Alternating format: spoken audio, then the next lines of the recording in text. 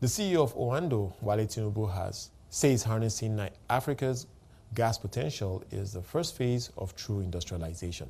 In a chat with CNBC Africa at the 50th anniversary of the Arab Bank for Economic Development in Africa, he notes that ongoing divestments in the oil sector creates opportunities for indigenous players.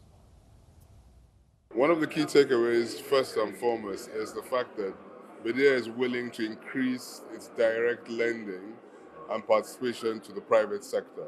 Historically, they've done a lot of work via the public sector. And that's critical for Africa, because I think that the next wave of development is private sector inspired.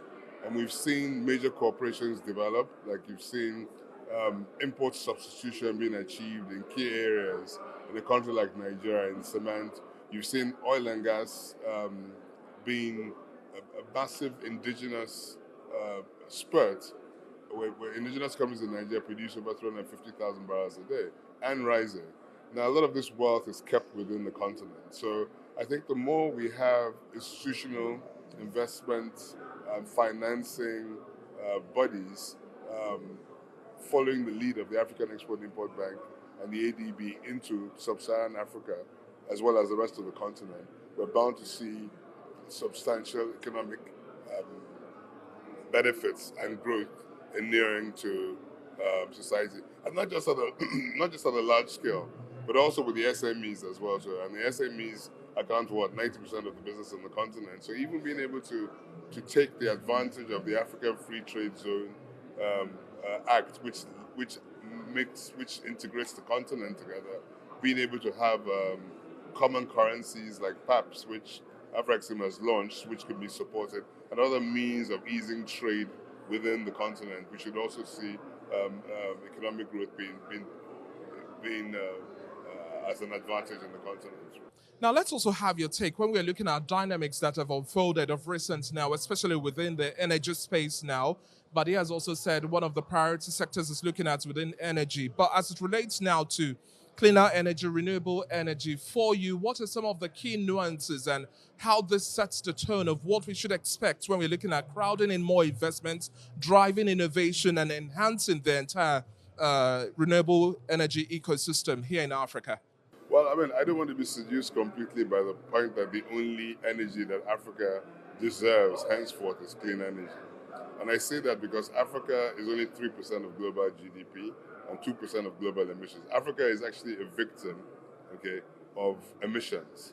And what we need in Africa only has 55% of our citizens have access to consistent energy. So what we need as a continent is actually a transition. We need a mixed source of energy. Clean energy is very important, solar, hydro, and we traditionally have used those things. But gas is a transitional fuel, and the continent holds over 15% of the gas reserves of the world. And majority of that gas currently that is in production today is being exported. A good 75% of it is being exported.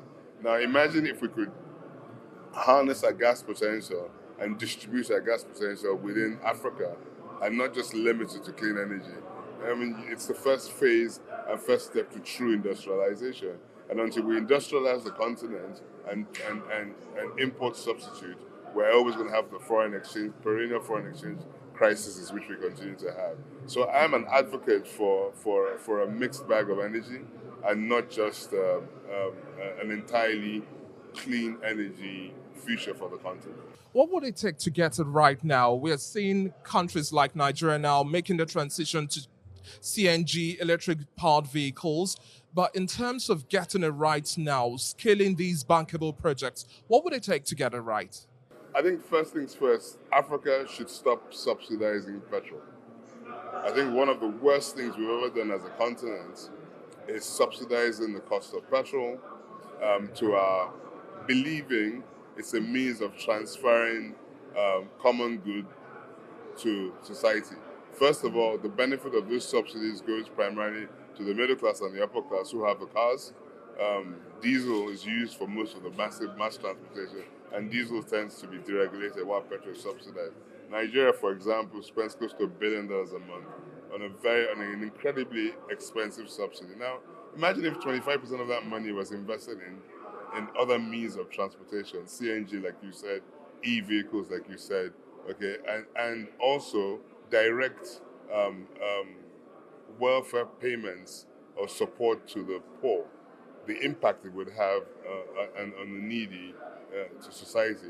I think the first step towards ensuring that we have an efficient transport system is to ensure that the capital which we utilize in subsidizing is first allocated.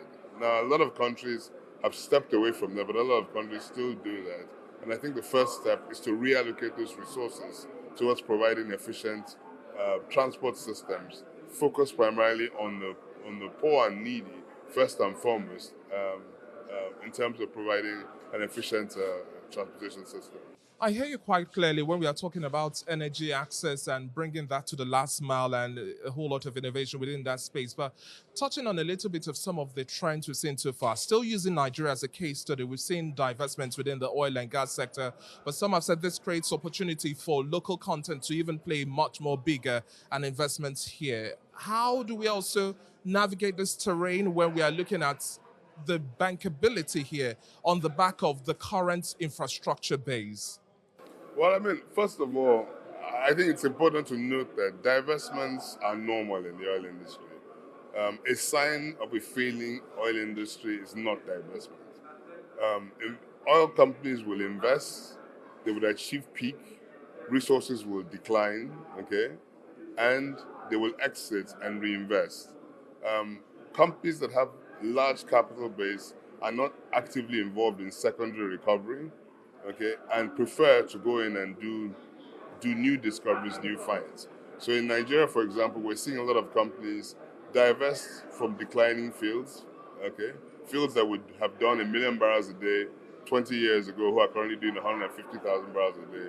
They divest, they've reached decline, and they invest offshore where they could achieve peak productions of 200,000 barrels a day.